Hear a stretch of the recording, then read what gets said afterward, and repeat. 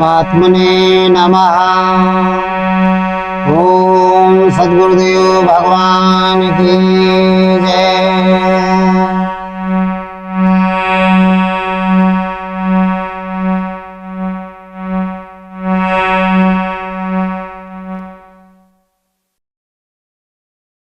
आज का प्रसंग है, बड़ा अच्छा प्रसंग है। पहले प्रसंग का हम चर्चा का नाम बताएंगे, इसके बाद गुरु वंदना करेंगे। कि लक्ष्मी का वाहन उल्लू ही क्यों है। आप लोगों ने सुना होगा, लक्ष्मी जी जो हैं, जो धन प्रदान करती हैं, भगवान विष्णु की पत्नी है, योग माया है। उनका जो वाहन है, उनकी सवारी, उनका कन्वेंस, वो उल्लू है। तो उल्लू ही उनको मिला संसार में, और कोई मिले नहीं वाहन।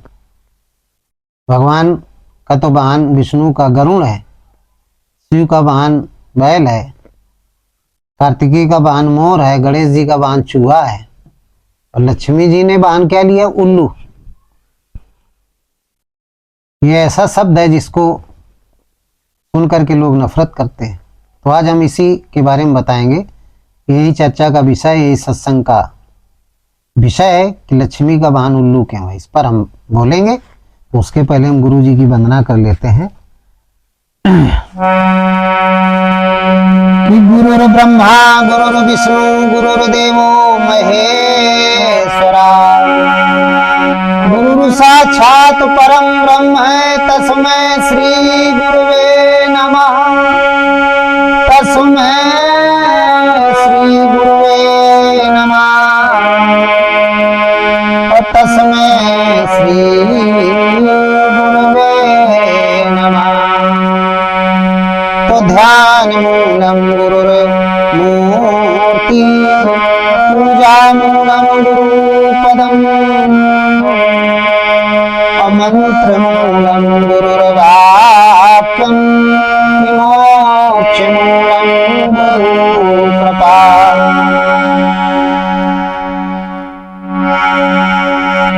या देवी सर्वभूतेषु अवर्थरूपेण संस्थिता, नमस्तस्ते नमस्तस्ते नमस्तस्ते नमो नमः।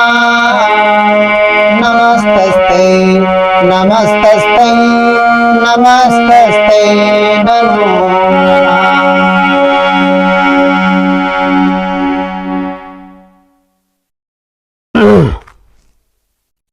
माता लक्ष्मी को, माता लक्ष्मी का जो वाहन उल्लू है, ये क्यों है?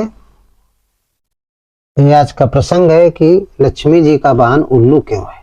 ये शीर्षक है आज के चर्चा का, आज के प्रसंग का। आज हम इस पर बोलेंगे, आप लोग श्रवण करिए।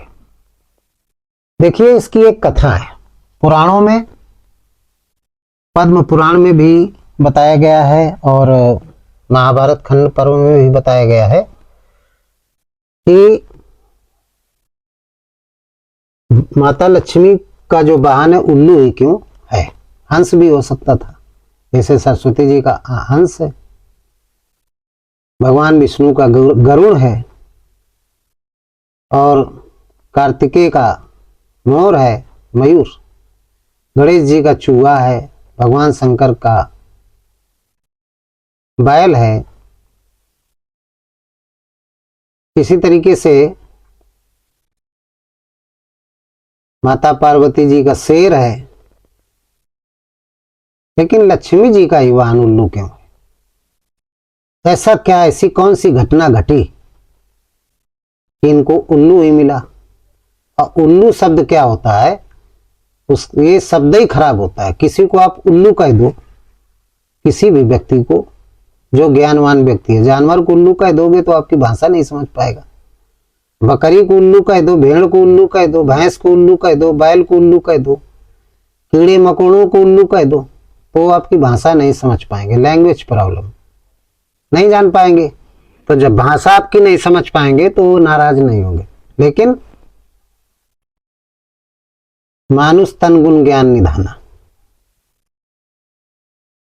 मनुष्य प्राणी जो है वो ज्ञान का भंडार है, निधान है, खजाना है, ये सब जानता है, सारी भाषाओं को जानता है, और नहीं जानता है तो जान जाता है। इसलिए यदि इसको आपने उल्लू शब्द का, उल्लू को लोग हे दृष्टि से देखते हैं, उल्लू को का मतलब समझते हैं मूर्ख, गंवार, बेवकूफ, तमाम भाव लगा लेते हैं उल्लू शब्द से। तो उल्लू कह दो नाराज हो जाएगा, और उल्लू टाइप की व्यक्ति, कोई साथी उल्लू टाइप का हो, बेवकूफ, और कोई तीसरे से कह दो इसको साथी बना लो, तो अरे बोलेंगे ये तो उल्लू है भाई, ये किस काम का है, इसको नहीं बनाएंगे। तो उल्लू शब्द से ही नफरत करते हैं। लेकिन माता लक्ष्मी जिस शक्ति को सभी प्राप्त करना चाहते हैं, धन रूपी शक्ति, वैभवशाली, जिससे धन प्राप्ति होती है, धन से सुख मिलता है, समृद्धि होती है, धन से ही धर्म होता है, उसका वाहन उल्लू, ये बड़ी अतिशयोक्त बात लगती, लेकिन सच है। पुराणों में कथा लिखी है, उस कथा को हम बताएंगे। पद्म पुराण के कार्तिक महात्म्य में ये कथा प्रकाशित की गई है, लिखी है, तो वो हम आपको बताने जा रहे हैं। देखिए, भौतिक दृष्टि में उल्लू एक पक्षी होता है, आप सबने देखा होगा। जिस पक्षी को दिन में कम दिखाई देता है और रात्र में वो सब पक्षियों से ज्यादा उसको दिखाई देता है, रात्र में उसको सबसे ज्यादा दिखाई देता है और दिन में उसको सबसे कम दिखाई देता है। दिन में कौन सबसे ज्यादा देख लेता है? कबूतर है, जैसे गीध है, गीधई दृष्टि अपार, मानस में लिखा गया है। गीध को बहुत ज्यादा दिखाई देता है, बहुत दूर दूर की वस्तुओं को देख सकता है। जैसे संपाति जी थे, और जब सीता जी का हरण हो गया, रावण ले गया, तो सारे बंदर गए खोज में, और जब ये समुद्र के किनारे पहुंचे तो संपाति श्रापित था, पंख इसके जल गए थे। एक कहानी है कि एक बार क्या हुआ, थोड़ा सा बताएंगे हम आप लोगों को, कि ये दो भाई थे, जटायु और संपाति, गिद्ध प्रजाति है, गिद्ध है, अब तो विलुप्त हो रहे हैं। तो जटायु और संपाति दो भाई थे, ये गिद्ध थे, और गिद्धई दृष्टि अपार, एक तो ये गुण होता है, दूसरा उड़ने में बड़े माहिर होते हैं, बहुत लंबी उड़ान भर सकते हैं। तो ये बड़े बलवान थे पक्षियों में। इन्होंने आपस में तय किया, संपाति बड़ा था, जटायु छोटा था, तो सुबह सुबह देखा, बोले सूर्य लाल लाल दिखाई दे रहा हनुमान जी की तरीके। तो अभिमान भी उसको बहुत था, तो उसने कहा जटायु चलो सूर्य के क्षेत्र में चलते हैं। तो इसका मन नहीं था, चूंकि ज्ञानी था, अभिमानी नहीं था, लेकिन अब बड़ा भाई था, बलवान भी था, बाली की तरीके। जैसे सुग्रीव मना नहीं कर सकते थे, विभीषण नहीं मना कर पाते थे बड़े भाई की बात, जीवन भर करते रहे, लास्ट में जब ठोकर लगी तब ज्ञान हुआ। ऐसे ही ये जटायु महाराज थे। तो दोनों उड़ने लगे, उड़ते उड़ते चले जा रहे हैं। अब सूर्य क्या है? साइंटिफिकल दृष्टि से सूर्य एक आग का गोला है, बहुत तेज प्रकाश, अग्नि का पिंड। जैसे सूर्य के नजदीक पहुंचने लगे तो गर्मी के ताप के कारण पंख जलने लगे। तो जटायु ने कई बार कहा भैया बहुत कष्ट हो रहा है, मैं तो जा रहा हूं। अरे बोला चला। अब ये जलने लगे तो ये तो फिर नहीं पूछा, 2-3 बार पूछा, इसके बाद ये वापस चले आए, लौट आए बीच से। लेकिन संपाति, सट को तो सुधारा जा सकता है, समझ में बात आ सकती, लेकिन मूर्ख हृदय न चेत, जो गुर मिले बिरंच सम, फूलें फराई न बेत, यद्यपि बरसें जलद जल। पानी कितना भी मेघ बरसे, मेघ कितना भी जल वृष्टि करें, लेकिन वेद का जो वृक्ष होता है वो कभी फूलता और फरता नहीं है। जिसे वेद चलने के लिए बनाए जाते हैं, बुजुर्ग लोग लिए रहते हैं। ये संपाति चला गया, इसके पंख जल गए। जैसे पंख जले तो वहां से चिल्लाता हुआ गिरा। और कहाँ गिरा? समुद्र के किनारे गिरा। चंद्रमा नाम के ऋषि थे। देखा बड़ी दुर्दशा इसकी। अरे कोई भी आजकल जल जाए तो देखिए जले हुए व्यक्ति की स्थिति क्या होती है। वो तो कराए रहता है दर्द से, लेकिन जो देखता है उसके भी हृदय में यदि दयावान है, जो भरा नहीं है भावों से बहती जिसमें रसधार नहीं, वो हृदय नहीं, वो पत्थर है जिसमें स्वदेश का प्यार नहीं। बिंदु जी ने लिखा है। तो जो दयावान है, भावों से भरा है, उसको दया आएगी, वो दुखी होगा। तो ऋषि दयावान होते हैं, भावों से भरे होते हैं। जो महात्मा होते हैं, संत होते हैं, उनके अंदर करुणा होती, दया होती। चंद्रमा ऋषि थे, उनको बड़ी दया आ गई और दौड़ के आए, देखा, पहचान गए। तत्वदर्शी संत थे, त्रिकालज्ञ थे, सब देखा, जान गए। रे बोले तूने बहुत बड़ी गलती की। वो करा रहा था, हे महात्मन हमारी रक्षा कीजिए। उन्होंने अपने योग बल से उसके दर्द को खत्म किया और इसके बाद उसको आशीर्वाद दिया, चरणों में गिर गया। बोले हे संपाति परेशान न हो, तेरा अभिमान चला गया, तू समर्पित हो गया। जब कोई किसी संत महात्मा के चरणों में यानी अपने सारे इंद्रियों को, मन को समर्पित कर देता है तो क्षमा का पात्र हो जाता है। खुश हो गए। इसके बाद वरदान दिया कि मैं अपने तपोबल से ये वरदान देता हूं कि तेरे पंख दोबारा निकलेंगे। लेकिन कब? उसने पूछा संपाति ने कि प्रभु कब निकलेंगे? तो उन्होंने कहा देखिए, क्योंकि त्रिकालज्ञ थे, सर्वज्ञ थे, आत्मा जागृत थी, तो भविष्य का भी इनको ज्ञान था। भविष्य में जितनी घटनाएं होने वाली थी उन घटनाओं को भी जो तत्वदर्शी सदगुरु हैं, संत हैं, महात्मा हैं, ईश्वर तुल्य जो हुए हैं इंसान, वो सब जानते थे। तो उन्होंने कहा त्रेता युग में, ये बहुत पहले की बात है, क्योंकि हमारी सृष्टि, ये धरती, ये ब्रह्मांड अनादि है। उन्होंने कहा त्रेता युग आएगा, उस युग में राजा दशरथ के पुत्र राम होंगे, उनकी पत्नी सीता का राक्षस हरण करेगा और उनकी सहायता करेंगे बंदर भालू।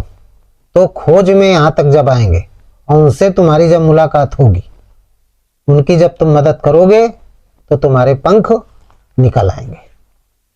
तब तक तुम यहीं अपना रहिए, समय का इंतजार करिए। तो संपत्ति वहां रहने लगा आराम से। तो जब सीता का हरण हो गया, सारे बंदर, हनुमान जी, जामवंत जी, अंगद जी, नल नील द्विविध मयंक, सब लोग आए। बड़े व्याकुल थे, प्यास भी लगी थी। बोले जल पी लिया जाए। कंदराओं गुफाओं में खोजते घूमते रहे, सीता का पता नहीं लग रहा, हताश हो गए थे, प्यास भी लगी थी।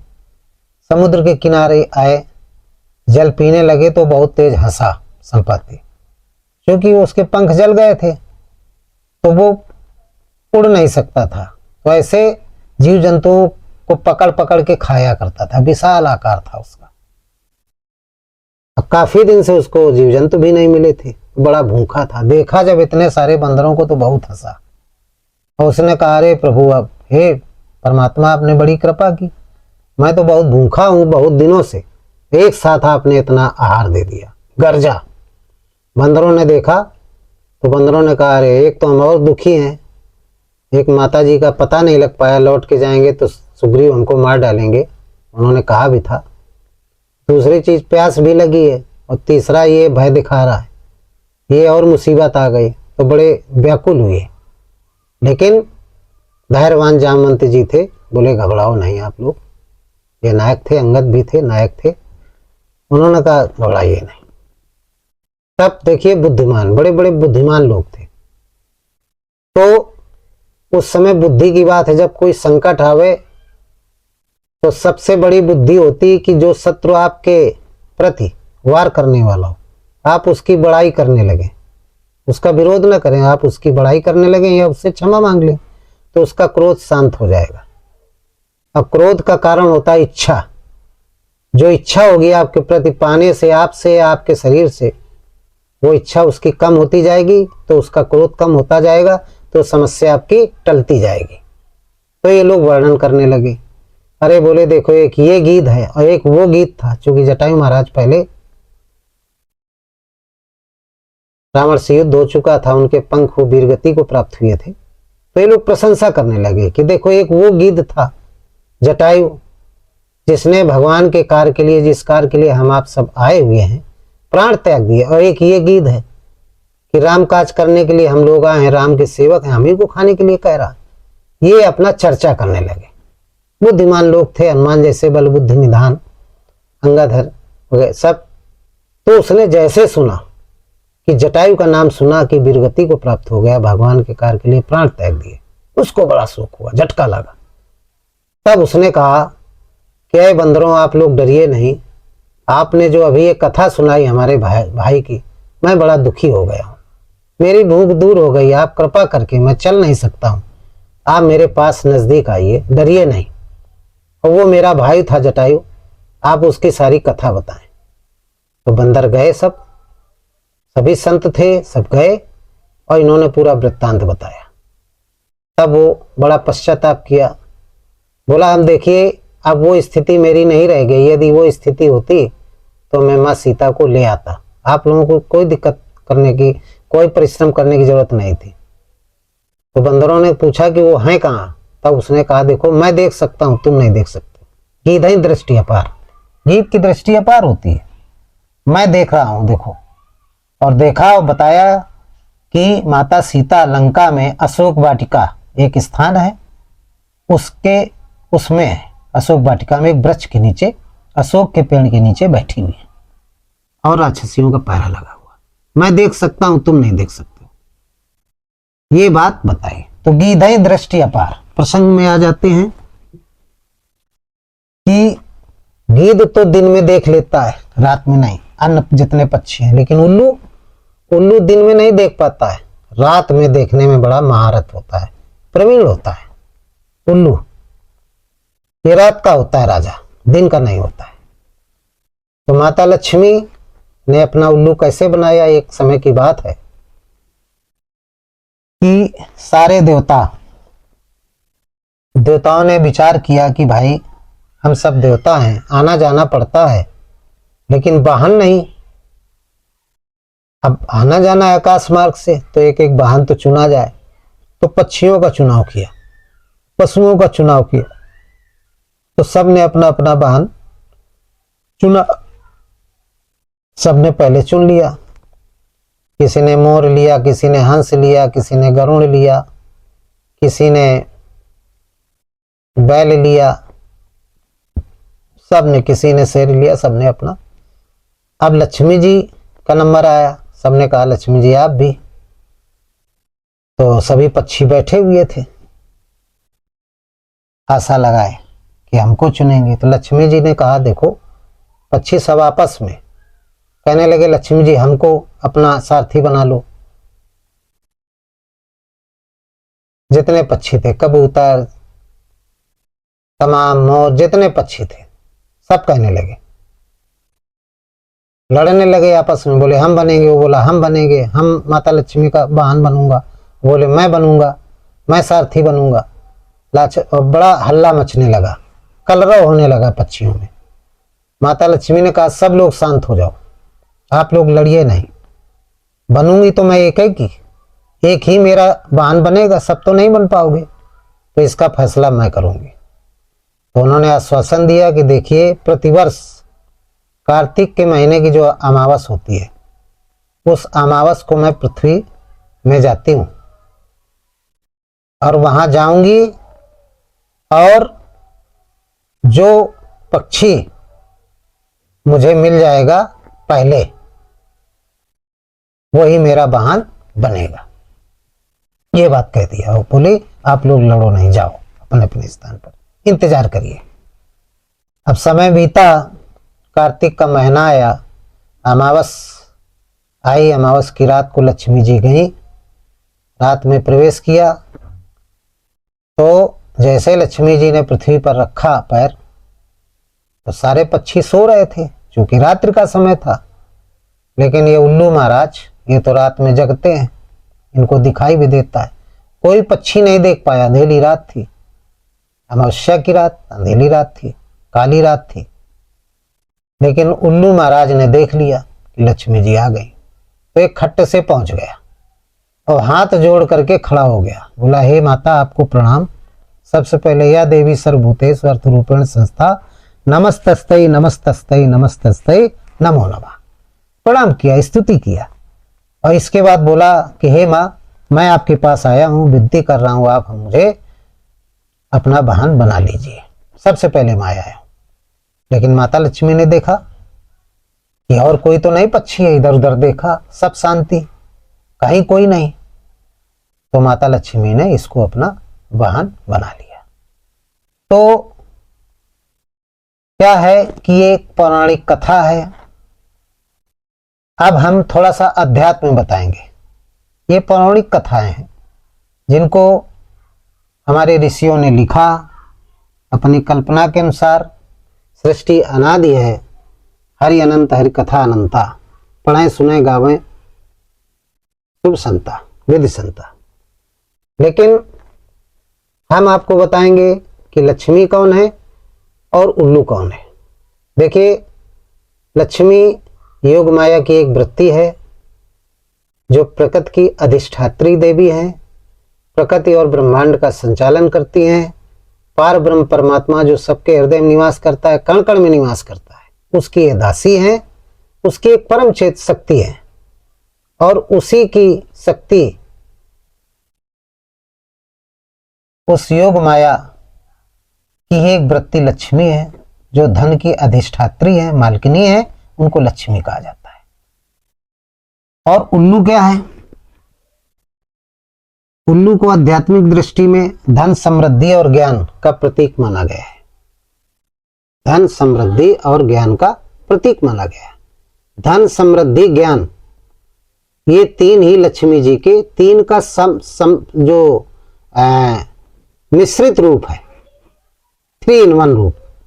ज्ञान, समृद्धि और धन, धन समृद्धि और ज्ञान, ये तीनों का जो मिश्रित रूप है, ये है लक्ष्मी जी का वाहन। क्या है? वाहन है। इसी को उल्लू कहते हैं। लेकिन ये पॉजिटिव भी होता है और नेगेटिव भी होता है। यदि आपके अंदर ज्ञान, वैराग्य, दैवी संपत्ति है, तो ये जो धन है ये समृद्धि का रूप होगा और ज्ञान का रूप होगा।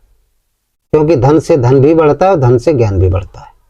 आपके पास पैसा है तो आप अच्छे स्कूल में अपने बच्चों को पढ़ा सकते हैं, तो धन से ज्ञान बढ़ा कि नहीं बढ़ा? समृद्धि बढ़ती है, सारे ईश्वर मिल जाते हैं। अब आप दुरुपयोग नहीं करेंगे। और यदि आप धर्मशील हैं, यदि धर्मशील हैं, आपके पास ज्ञान है, समृद्धि है, विवेक है, तो फिर ये तीनों क्या है? उल्लू हैं। धर्म वाले, ये भी उल्लू का रूप, ये धर्मात्मा उल्लू। तो फिर धन अपने आप आ जाता है। आप धर्मात्मा हैं तो धन अपने आप आ जाएगा, लिखा हुआ है, फिर जरूरत नहीं है। क्यों? क्योंकि धर्मात्मा कब होंगे? जब आप भगवान का चिंतन करेंगे, एक परमात्मा का भजन करेंगे जिसकी दासी है लक्ष्मी। तो जब भगवान का भजन करेंगे तो फिर लक्ष्मी की पूजा करने की कोई आवश्यकता नहीं। जय ओम जय लक्ष्मी मैया, और ये जो गाया जाता है, ये इसको गाने की कोई जरूरत नहीं। भगवान का भजन करेंगे, भगवान की योग माया लक्ष्मी है, वो हमेशा साथ रहती है। जा पर कृपा राम की होई, ता पर कृपा करे सब कोई, अपने आप लक्ष्मी आ जाएगी। और यदि आप डायरेक्ट लक्ष्मी की पूजा करेंगे तो फिर क्या होगा भाई? आप जब भगवान की पूजा करेंगे तो लक्ष्मी आएंगे, और लक्ष्मी किस में बैठ के आएंगी? भगवान के साथ आएंगी। तो किस में बैठ करके आएंगी? गरुड़ में।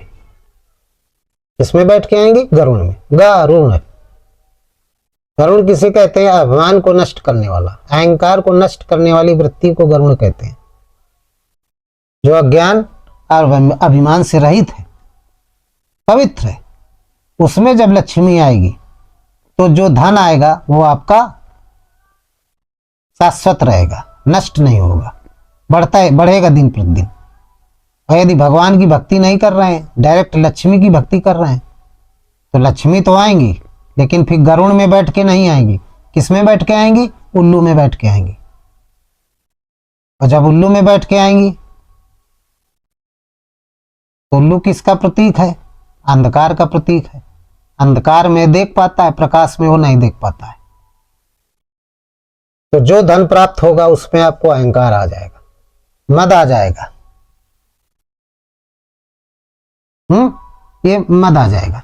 और जब धर्मशील होंगे तो धर्मशील के लिए क्या बताया, जब गरुड़ में बैठ के आएंगे भगवान के साथ, जब लक्ष्मी आती है उसको धर्मशील कहते हैं। लिखा है गोस्वामी जी ने मानस के अनुसार।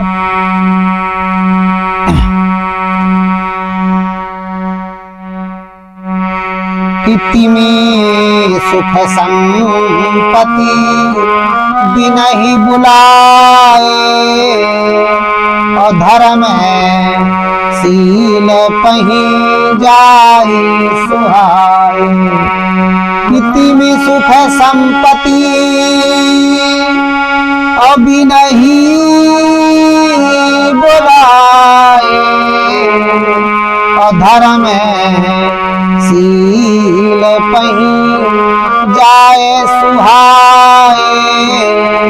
धर्म शील पही जाए सुहाए।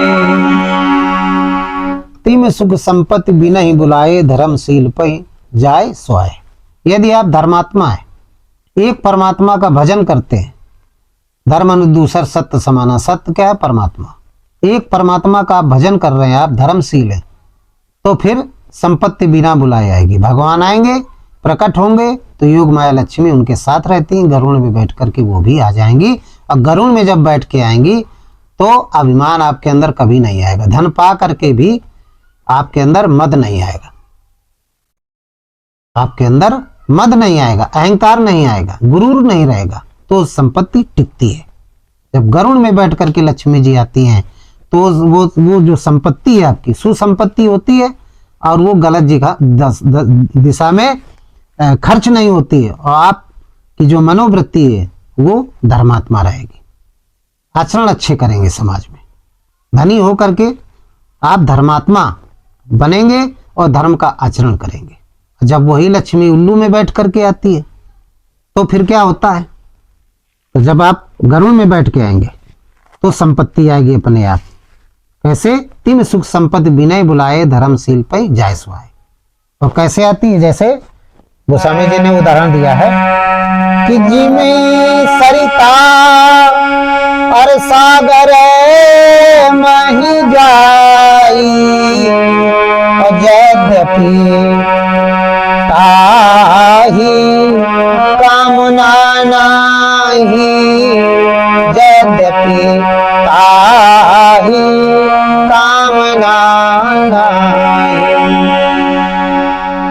बड़ा अच्छा उदाहरण दिया है, धर्मशील का उदाहरण दृष्टांत दिया है।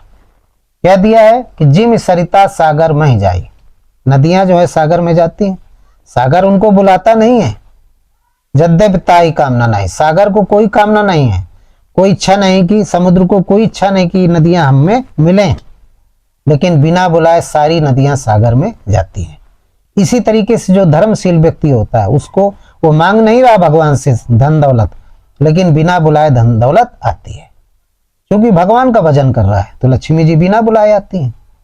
और यदि आप लक्ष्मी जी की डायरेक्ट पूजा करेंगे, उन्हीं की करने लगेंगे, तो लक्ष्मी जी आएंगे, लेकिन किस में बैठ के आएंगे? गरुड़ में बैठ के नहीं आएंगे, उल्लू में बैठ के आएंगे। और उल्लू क्या? अंधकार का प्रतीक है, और गरुड़ क्या है? प्रकाश का प्रतीक है। उल्लू क्या है? अंधकार का प्रतीक है। वो रात में देख सकता है, अंधकार में देख सकता है, दिन में नहीं देख सकता, प्रकाश में नहीं देख सकता। तो जब उल्लू में बैठ के आएंगी तो संपत्ति तो आएगी, लेकिन कैसी होगी? राम के विमुख होगी। संपत्ति आएगी, बहुत बढ़िया संपत्ति आएगी, लेकिन राम के विमुख होगी। गोस्वामी जी ने लिखा है कि राम विमुख है पर संपत्ति प्रभुताई, और जाई रही पाई बिनु पाई, जाए रही पाई बिनु पाई। राम विमुख संपत्ति प्रभुताई। राम विमुख संपत्ति प्रभुताई और जाई रही पाई बिनु पाई जाए रही पाई बिनु पाई। राम विमुख संपत्ति प्रभुताई जाय रही पाई बिन पाई। आएगी तो संपत्ति, क्योंकि लक्ष्मी जी आ रही, लेकिन जाय रही पाई बिन पाई। आपके पास संपत्ति आ गई, बहुत सारा धन हो गया, लेकिन वो लक्ष्मी जी किस में बैठ के आई? उल्लू में बैठ के आई। घरों में तो बैठ के आई नहीं, तो संपत्ति बहुत कुछ आई, लेकिन उल्लू किसका स्वरूप है? अहंकार का स्वरूप है, मद का स्वरूप है, काम क्रोध मदलोभ का स्वरूप है। उल्लू के अंदर ये सारी वृत्तियां हैं। तो जब आई उसमें बैठ करके तो काम क्रोध मदलोभ उस लक्ष्मी के साथ भी आ गया, क्योंकि लक्ष्मी का वाहन है। तो लक्ष्मी रहेगी तो आपके अंदर, लेकिन कहाँ बैठेगी? काम क्रोध मदलोभ ईर्षा द्वेष के अंदर। आपके अंदर काम बढ़ जाएगा, आपके अंदर क्रोध बढ़ जाएगा, आपके अंदर लोभ बढ़ जाएगा, आपके अंदर ईर्षा बढ़ जाएगी, ईर्षा द्वेष बढ़ जाएगा। सबसे लड़ाई झगड़ा करेंगे, धन के मद में घमंड करेंगे, गलत काम करेंगे, ये सारे जितने भी दुर्गुण हैं सब करेंगे आप। तो फिर क्या होगा? फिर क्या होगा? राम विमुख। तो ये संपत्ति कैसी होगी? राम के विमुख होगी, राम के सम्मुख नहीं होगी, विमुख होगी। राम विमुख संपत्ति प्रभुताई और जाय रही पाई बिन पाई। भगवान शंकर ने कहा माता पार्वती से कि ये संपत्ति आएगी तो उस पुरुष के पास, लेकिन चली जाएगी, रुकेगी नहीं, क्योंकि उल्लू में बैठ के आई है। उल्लू का काम होता है अंधकार में वो देख पाता है, प्रकाश में देख नहीं पाता है। तो आएगी और चली जाएगी, फिर वो निर्धन हो जाएगा। इसलिए मेरे प्रिय श्रोता बंधुओं, आपको लक्ष्मी प्राप्त करना है तो लक्ष्मी पति का भजन करें, लक्ष्मी का नहीं। वो तो युग माया है, उनकी संगिनी है, अपने आप आ जाती हैं। जब भगवान कृपा करेंगे तो अपने आप उनकी कृपा हो जाएगी। लिखा है कि जा पर कृपा अरे राम की होई, अता पर कृपा करे सब कोई, ता पर कृपा करे सब कोई, और जा पर कृपा राम की होई। जा पर कृपा राम की होई, ता पर कृपा करे सब कोई। जब राम की कृपा होगी तो लक्ष्मी जी की अपने आप कृपा हो जाएगी, आप धर्मशील हो जाएंगे, बिना बुलाए आएगी और गरुड़ में बैठ के आएगी, उल्लू में बैठ के नहीं आएगी। जो भी लक्ष्मी प्राप्त होगी वो शाश्वत होगी, सनातन होगी, नष्ट होने वाली नहीं, आत्म शांति मिलेगी आपको। तो ये जो उल्लू महाराज हैं वो लक्ष्मी जी के वाहन हैं। ऐसे वाहन बने और साथ में रहते हैं, लेकिन आप जब भी लक्ष्मी को बुलाएं तो आप भगवान का भजन करें। यदि भगवान के साथ आ रही हैं, अपने वाहन में ही बैठ के आ रहे हैं, भगवान अपने वाहन में आ रहे हैं, भगवान गरुड़ में बैठ के आ रहे हैं, लक्ष्मी जी उल्लू में बैठ के आ रहे हैं, तो चूंकि गरुड़ जी हैं, उल्लू डरता है गरुड़ से। गरुड़ ज्ञान का भंडार है, ज्ञान का सागर है, ज्ञान का समूह है, और उल्लू गरुड़ कौन है? दैवी संपत्तियों का समूह, प्रबल दैवी संपत्तियों का समूह भंडार है। और उल्लू के आसुरी संपत्तियों का, वो 21 है, वो 26 है। गरुड़ जी में कितना पावर है? 26 हार्स पावर, और उल्लू में 14 हार्स पावर। तो उल्लू कुछ नहीं कर पाएगा, क्योंकि गरुड़ जी साथ में है। गड़बड़ करेगा तो गरुड़ जी अटैक कर देंगे। इसलिए जो संपत्ति आएगी वो फिर विमुख नहीं होगी, क्योंकि भगवान साथ में। तो आप भगवान का जप करेंगे, चाहे शिव रूप में, वही राम है, वही शिव है, वही ओम, कुछ भी कहिए। तो मैंने आप लोगों को प्रसंग सुनाया, लक्ष्मी का वाहन उल्लू क्यों है, ये सारी कथा सुनाया, उल्लू के बारे में सुनाया, और उल्लू के हानि और लाभ का मतलब सुनाया। आप लोगों की बात समझ में आ गई होगी, बड़ी कथा अच्छी रही।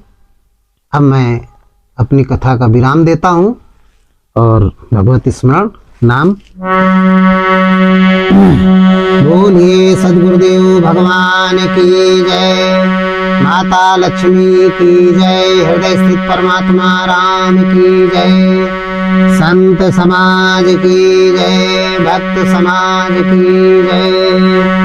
सर्वे भवन्ति सुखना सर्वे सन्तु निरामया, सर्वे भद्राणि पश्यन्तु मा कश्चित् दुःखभाग् भवेत्।